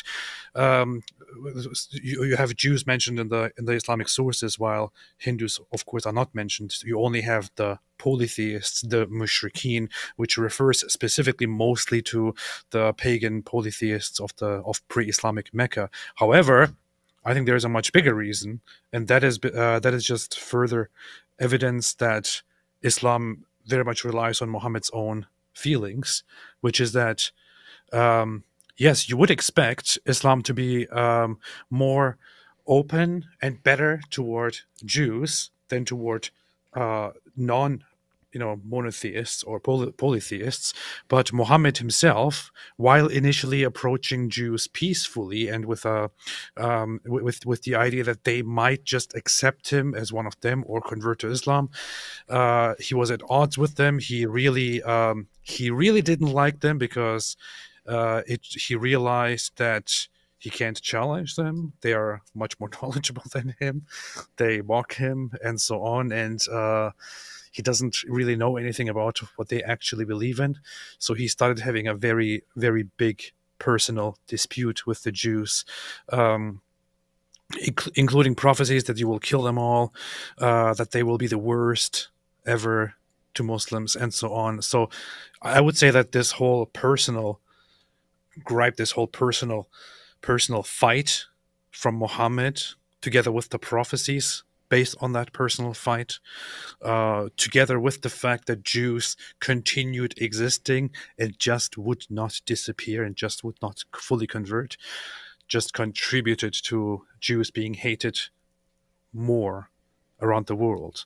And the fact that you have the prophecies that are found directly in the Sahih Hadiths, which say that in the end you will fight the Jews and kill them, and that it is mentioned in the Quran, and Muslims all around the world read these sources, of course, leads to the result that Jews are the most hated in the Muslim community. That's what I would say. And I'll just add two things, although AP has already touched on them a bit. For the first about dozen or so years, 10 to 12 years, that Muhammad is preaching in Mecca, not around many Jews. But for some reason, the Jews were considered like authorities in the matters of religion. It's the only explanation for why you have all these passages. But you could just ask the Jews, just check with the Jews. The Jews confirm this. The Jews will confirm this. The Jews will confirm that I'm a prophet. The Jews know. The Jews are waiting for me. The Christians are waiting for me too. They all know it because it's in their books that there's a prophet who's going to come in Arabia and they're all waiting for him and so on. And so for the first 10 to 12 years that he's preaching, Jews will confirm him as a prophet, and then you'll see. All you who reject him, you'll see. Once we're around some Jews, then you're all going to see. And he tells his followers this, and they memorize these as revelations from God, that the Jews are going to confirm him as a prophet. Then they moved to Medina, where there are 3 Jewish tribes, and the Jews almost laugh him out of the city. Ha ha! This guy is an idiot, thinks he's a prophet. Ha ha ha ha! They start asking market questions. Yeah. Yeah, but think about how Muhammad had to spin this. According to him, the Jews, they have it as clear as day. They know everything about Muhammad from their book. I mean, down to his name. It's, hey, there's going to be a guy. He's Muhammad. Here's his description. Here's exactly what he looks like. He's going to come out of Arabia. He's going to be the new prophet, blah, blah, blah. According to Muhammad, this is all right there in their book. And then they see him, and instead of accepting him, they reject him and spread lies, because the Jews are going, what are you talking about? This guy's not in our book. But wait a minute. Muhammad said, he is in your book. So who are we going to believe? So we know he's in your book because he says it and he's the prophet. You're saying he's not in your book. We don't speak Hebrew, so we can't look at your book, but we know you guys are lying. But what's that mean? Muslims would look at lots of like polytheists and so on and just say they're ignorant. The Jews were not ignorant. They were smart and knowledgeable, and they rejected him. What does that mean? It's not ignorance. It means they're deliberately being evil and deceptive. They're doing it on purpose, which means they're actually worse. They're actually worse in an important way. So there's that issue. And then, of course, you have Muhammad progressively becoming more and more hostile to them, but they were just in a position to challenge him. Keep in mind, as long as Muhammad was talking to a bunch of ignorant pagans and saying, hey, here's my religion, and I'm prophesied in all these books, they didn't know any better, so he could say whatever he wanted. And then when he's actually around Jews who could say, where are you exactly in our book? Where is that? What chapter and verse, Muhammad? Chapter and verse. Then he had to view them as evil. And so that's why you have, and you did have it towards the end, even though it starts off with praising Jews and so on and praising Christians, it eventually became that Jews and the polytheists are the most vehement in hostility towards the true believers. And yep, so didn't like Jews much, didn't like Jews very much. But and then I have to say, even though you get the Hindus eventually overpowered the Muslims in India. They're more powerful. But it's something, there's a different vibe with Jews in that the Jews are just like, they're just coming across as superior to us in every way. They keep outsmarting us. They keep doing everything better. So they overpower us and they keep outsmarting us and they can blow our balls off at will. And we can have and it's just a tiny bit of them. Like, think about this. If you're talking about India, you can at least say, well, we're just hopelessly outnumbered. We're hopelessly outnumbered. There are way, way, way more Hindus. Of course, we're in no position. We're in no position. If you're talking about right there in the Middle East, Jews are completely outnumbered. Jews are massively outnumbered, and they're massively outnumbered globally. And Muslims just feel completely powerless against them. And so it's basically a bunch of factors that all combine. No, you combine all these factors, and it makes Muslims really, really, really desperate to not lose against the Jews, and they can't take the loss. They can't do it. And yet they have to anyway. Yet they have to take it. Where is it? Let me find it quickly. Take the loss. What? Right here. Yep. Take the L. Take the L, Muslims. Take the L. It's for your own good. Do you realize, AP, that like half of the world's problems could be solved if Muslims could just take the L? You know what I mean? Yeah. That's it. Take Guys, it and move on. There goes the conflict. Guys, if Muslims could take the L, if they could take the L, Gaza would be a Mediterranean paradise right now. It would be a massive tourist attraction. People would love going there for the beaches and so on. But they can't take the L, so they'd rather destroy themselves if it helps them get some Jews along the way. Why don't you just take the L? if you run out of stones, there's always Quran pages. Yes, that is the view of some people. That is true. That is true. And that is what the devout Dawah guys do. They use the Quran. Because, I mean, think about the reasoning. Think about the reasoning.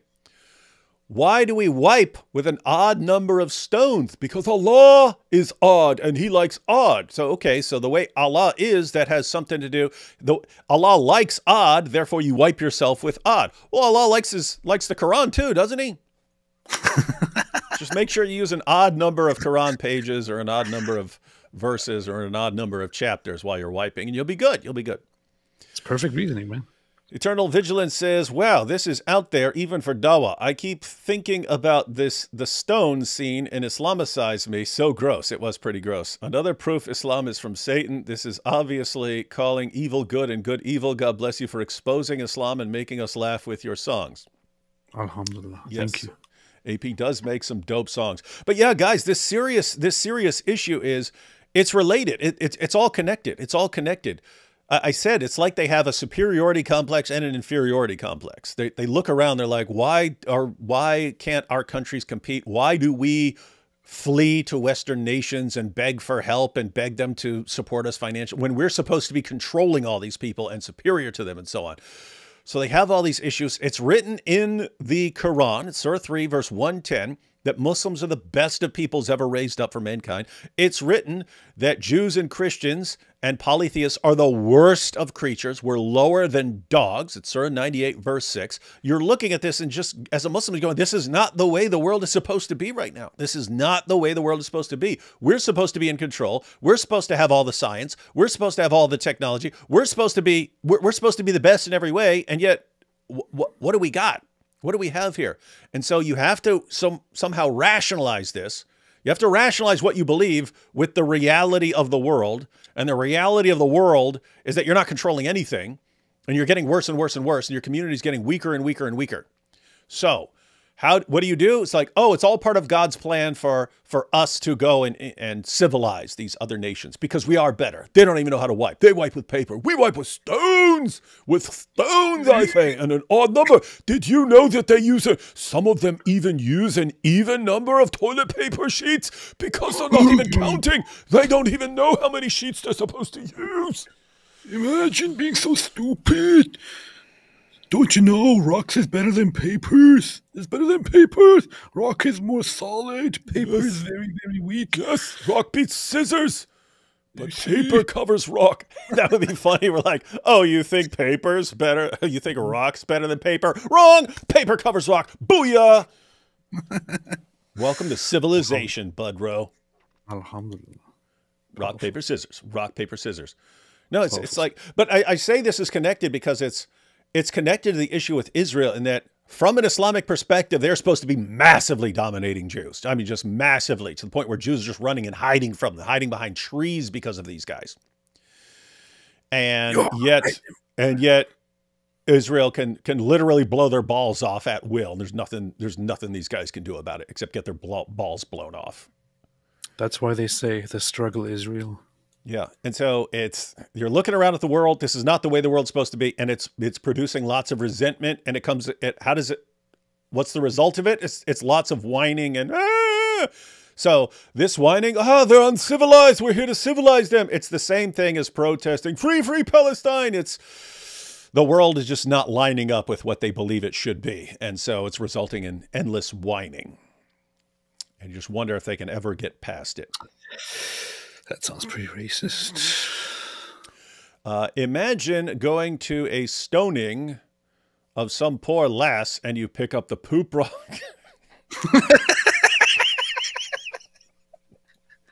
That could be a skit. That could be a skit. We're like three guys and we're all like, it's like Monty Python and the Holy Grail where they're gonna drown they want to drown the witch and stuff like this. She's a witch. She's a witch.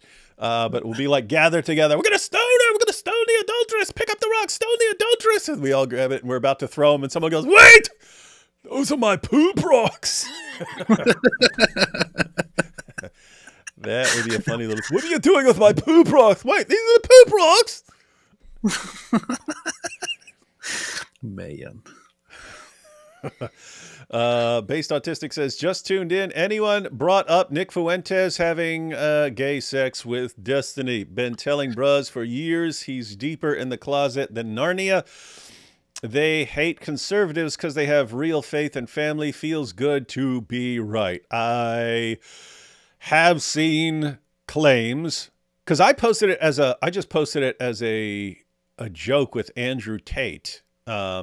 That Tate was, they were both saying that basically a man loving and respecting his wife is gay. Yeah.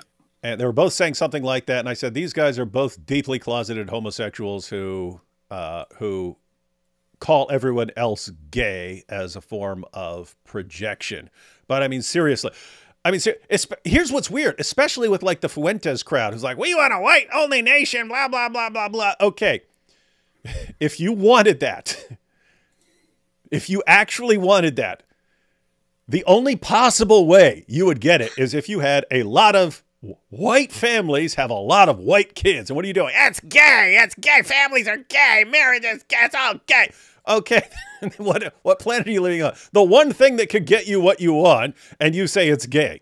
Okay, you got a problem here. You got a problem here. So anyway, so I said something about these guys are both deeply closeted homosexuals. But then everyone starts posting that that Destiny gave him a BJ. There's no scenario where I'm actually going to like type in a search or something like that. The images get in your head and you can never get them out of your head, ladies and gentlemen. So it's best to just never, ever look at certain things so that it never gets seared into your brain. But yeah, I saw that. I have seen people saying that there's video of one of them giving a BJ to the other or something like that. I don't know. I don't actually want to know, but I saw that going around as well, and all I know about it is that Nick Fuentes made a post at some point saying, very specifically describing what he did not do to Destiny, and then he deleted the post. Wait, so he deleted it? So he's like, look, under no circumstances did I pull my pants down.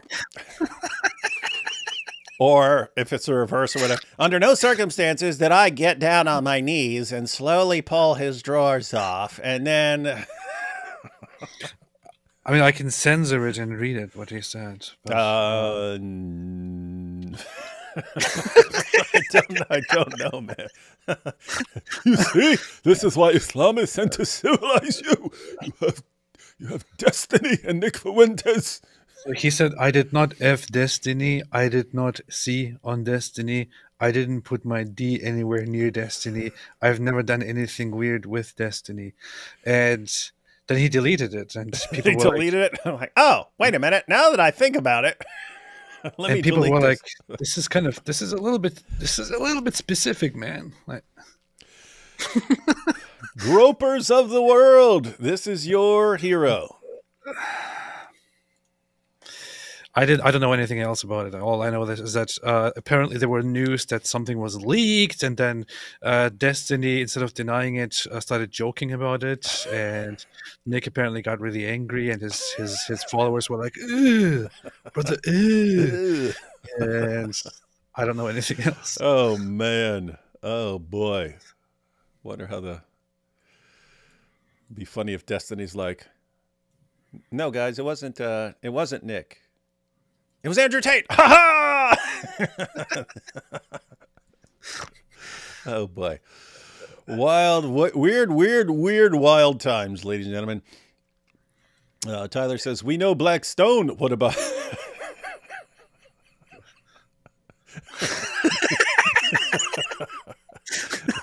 we know Black Stone. What about the Brown Stone? That would be the funny video. The Black Stone and the Brown Stone. Oh, boy. What about the Brown Stone? Do Muslims like hard rocks or poop rocks more? I don't know. Boy.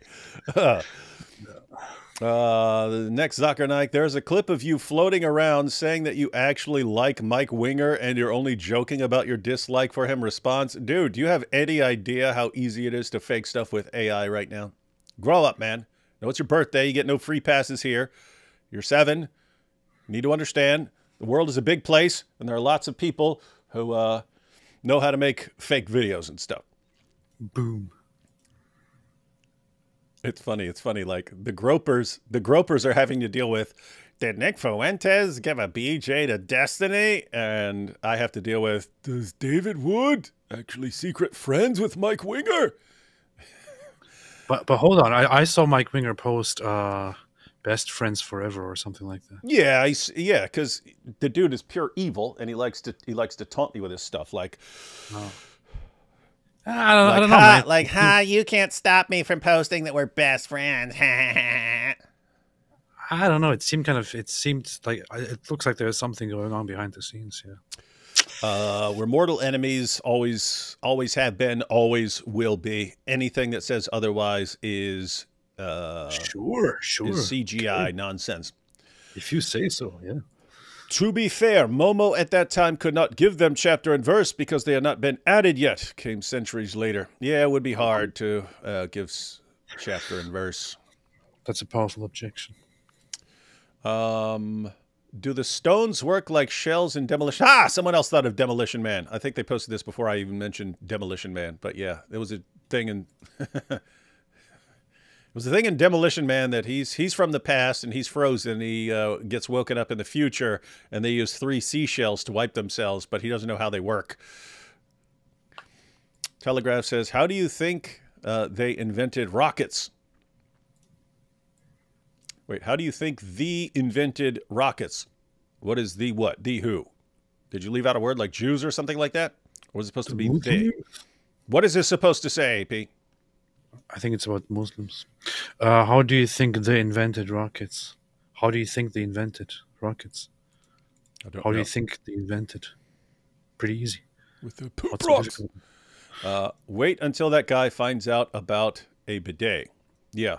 Yeah, so guys, the reason toilet paper is so popular is that it's cheap and it works. You still need showers and so on, but in addition to that, some people more so in Europe, people use bidets, but people have those over here, and then people have the ones that you can sit on your toilet and it's a little bidet. Some people use the disposable wet wipes and so on. Let me tell you what no one ever thinks is a good idea: using rocks and having a can of rocks to wipe yourself with. Wrong. Muslims eating the dogs. Good idea. That's true. Yeah, the thing is, look, there's a. I can't believe we're talking about this, but there are advantages and disadvantages to toilet paper, and there are advantages and disadvantages to just using water and with the assistance of your hands. There is also a good combination of both, which is to use toilet paper and water. It's actually a very, very good way to do things. Or just the disposable wipes. Yes, which is how bidets come in handy. So, yeah. And guys, I just want to point out, whether you're using paper, the bidet, wet wipes, or anything else, leaves, pages of the Quran, whatever, it is all of it better than stones. Just saying that. Wrong. And if you disagree with me, I have to say, you're uncivilized. Wrong.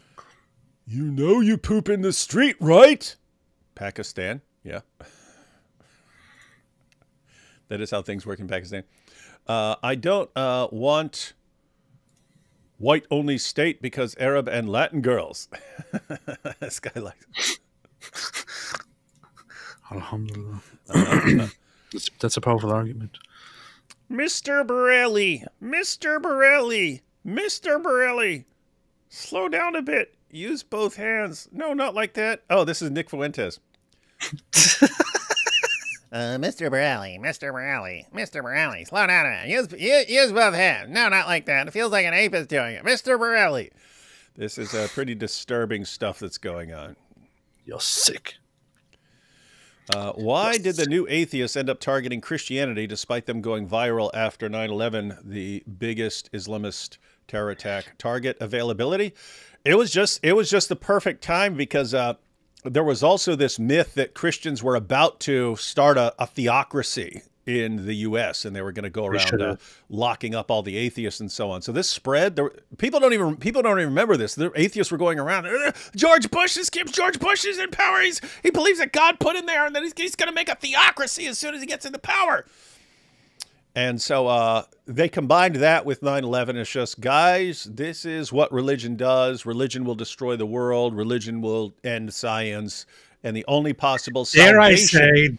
Dare I say, David, that if George W. Bush gets elected, this will be the end of America. Mm-hmm. It will be the end of American democracy. It will be a theocracy. So they were able, and seriously, guys, look, I mean, you know, apart from Islam actually being dangerous, which anyone who's not an idiot could have seen, so there's no great triumph in knowledge for the new atheist. What do these guys get right? What do these guys get right? They're wrong in all their predictions. They used basic manipulation tactics. They're going to start a theocracy. Was anyone starting a theocracy? No. So what was that? That was trying to instill panic so they could portray themselves as the saviors of humanity. They got nothing right, and yet they were constantly portraying themselves as the champions of reason. And the basic manipulation tactic was, if you join our group, you're smart, and if you don't join our group, you're stupid. Don't be a religitard, join our group. And then, we'll have reason rallies and we'll all go and we'll pat ourselves on the back for being so smart. Yeah. What have you done what did you guys actually do for the world? Name something. You're getting it all wrong. They were going to establish a theocracy, but the new atheists prevented it, which is why it didn't happen. Hey, they should start using that. They should start going, okay, maybe all the stuff about, getting a scientific utopia and the world becoming better didn't work out. And yeah, maybe we paved the way for Islam and so on. But notice, you don't see a Christian theocracy, do you? Ha ha. Why? You can thank us. So mission accomplished, mission accomplished. Alhamdulillah. Oh, boy. My Pop Rocks taste of, "Ya Muslim, what have you done?"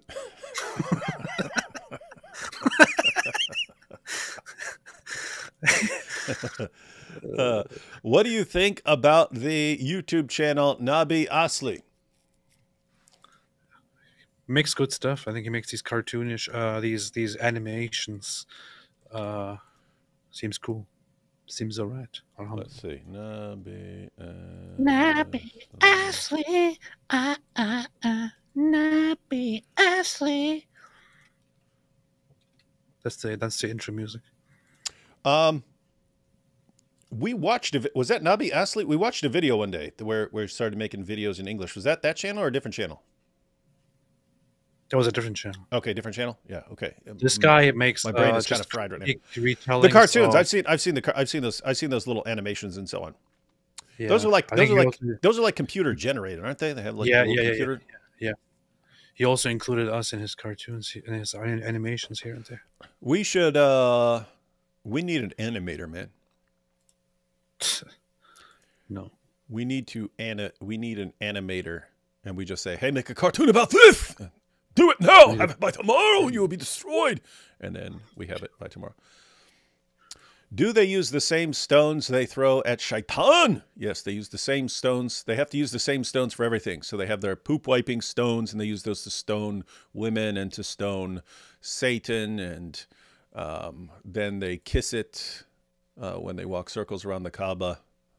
that would actually be funny if you were walking around the Kaaba and kissing is like, "No, well, you weren't looking. I used that as my poop stone. What are you doing?"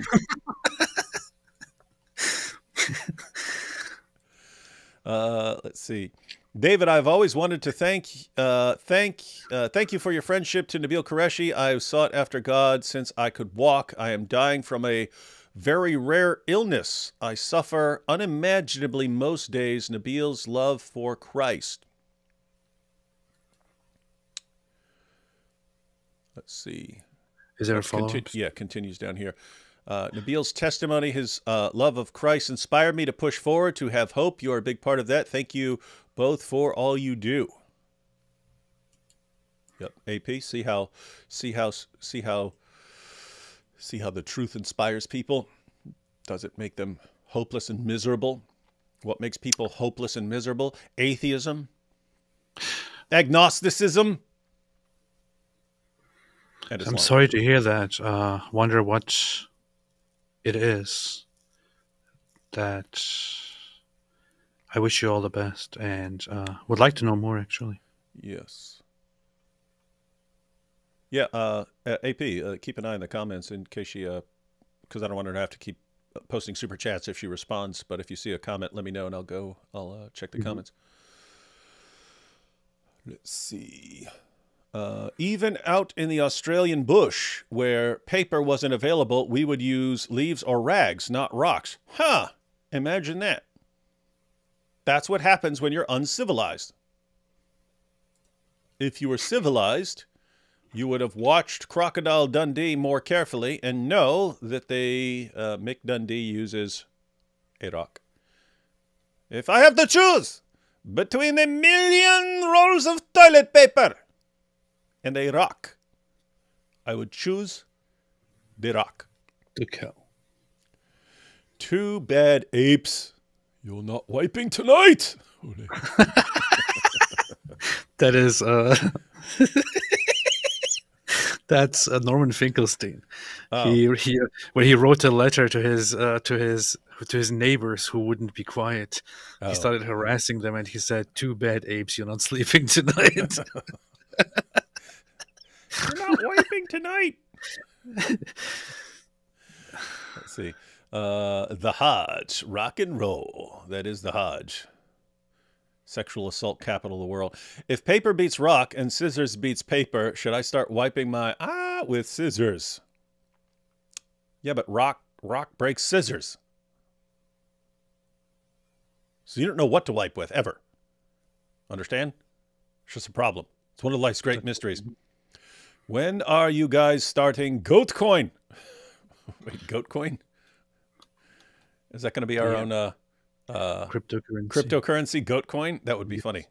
And you could only use those. You could only use those on GoatHub, the home site of the special video with Nick Fuentes and Destiny. Imagine it will be fine. It will be fine to start our own cryptocurrency, but apparently it's a very big deal. Yeah. No, unless you want to be a failure. Imagine Dawah's on Cocoa Pebbles cereal instead of Fred Flintstone. Little Pebbles instead of Flintstone. And so instead of Fred Flintstone on the Cocoa Pebbles, it'll be Dawah guys. And this is to remind you that you're always supposed to use rocks. When you eat your Cocoa Pebbles for breakfast, you know that this is what your rocks is supposed to look like after you're done wiping yourself in it. Greeks used ostraka. Look it up. I will not look it up. And GoatHub says, speaking of this crap topic, D. Wood, do you know of and or have seen someone use a Glock dookie in prison? What is that? Some things I don't want to look up. But no, I've never heard of that. I've never heard of that. Perhaps that is regional. Is it a poop reference or something? I'm wondering. A Glock dookie. The thing is, it might. Okay, I'm going to look it up on Urban Dictionary now. Okay, look it up in Urban Dictionary and see what that refers to. Because it may be something that I am familiar with and I've heard about, but it might just be a different name. Okay, I'm looking it up right now, and Glock dookie is a weapon made in Cook County Jail, which is a whole bunch of nasty, all kinds of dirt, human excrement put together in a bottle, which is used to rob people. What? Used to rob people. Oh, if you put it in a bottle, like you could squirt it at someone, so... Used in jail, contains all the nasty stuff that is put in a bottle. What? I've never heard of this. Okay. That's nasty. Yeah, as far as robbing people, no. It sucks. This is before I was a Christian, but I did get someone to use a shampoo bottle to squirt urine all over someone in his cell twice. It wasn't random. It wasn't random. The guy was a jerk and a scumbag. I had the cell beside him. I didn't want to grab a cup of urine and toss it over there because then he could just toss it right at me. So I convinced the guy down the hall that when they let you out for a shower, go, and I gave him the shampoo bottle. I said, let's fill it up with pee and then go down there, squirt it in his face and so on. Yeah. So, but yeah, there was no robbery. And, I do have to say though, because the idea was putting pee in the bottle. And then I was talking to the dude after he did it. And I said, blah, blah, blah, blah, blah. And he goes, well, that wasn't all that was in that bottle. So I don't know what he was also including in that bottle. Hey, this reminds me that I always thought that there should be a parody song about creating fake camel urine drinks, which some people did by peeing in bottles and selling them in Arabia. And there should be a parody song about that for that one Christina Aguilera song, "Genie in a Bottle." It's like, I am peeing in a bottle, something like that. Yeah, gotta be very good idea. So no, Goat Hub. Yeah, people throw stuff on each other and use bottles to squirt stuff on each other and stuff like that. But there are much worse things. They would do this thing called stripper surprise, which has nothing to do with like a hot stripper. It's floor stripper. They would take some of that, mix it. They would mix it with a couple of other things like syrup for some reason. Anyway, they would come up with a mixture, stick it in the microwave until it's boiling, and go throw it in someone's face, and like just flesh is melting off the person and so on. So yeah, they do pretty sick stuff, but not familiar with the Gluck Dookie. All right, AP. Any final thoughts before we head out? No. Today was a bit shorter of a show, but I did not finish my video today, and I need to make sure I finish it tonight. So I'm happy to get an earlier start. You're finished, boy. You're finished. Okay. Just trying to think if there's anything else. I believe I was looking out for comments by Marie Elena, but didn't get any update on that. I believe I'm going to be live on IP's channel tomorrow. Are you going to be on there? I can fly. Yes, I'll be right there as well. So you and me are going to be on Inspiring Philosophy's channel tomorrow evening. Is that correct? Yes.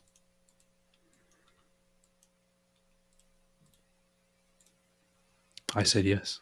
I'm just checking I'm just trying to. I already said yes. Before we cut out, I'm trying to see, because there was something else this week on a different channel. And then on Thursday, I'll be with Tony Costa on his channel. So that's what we got coming up. And then me and AP will have something interspersed on those dates as well. So be recording a video tomorrow. So yeah, new video up on Tuesday. It'll be dope. This will be the ultimate response to the Jesus was a Muslim argument that we hear so much from Dawah clowns. This will be the one to share wherever you see them raising that stupid objection. Astra are shards of pottery. Greeks used them. Stones. No. Yeah, Muslim. Shards of pottery makes a bit more sense than stones. No, it doesn't. It does. But the Greeks used toilet paper. Stop lying. No. All right, everyone. No, more seriously, come on. The Greeks didn't wipe themselves with anything. That's why they're called Greeks. Anyway, catch y'all next time. Inshallah.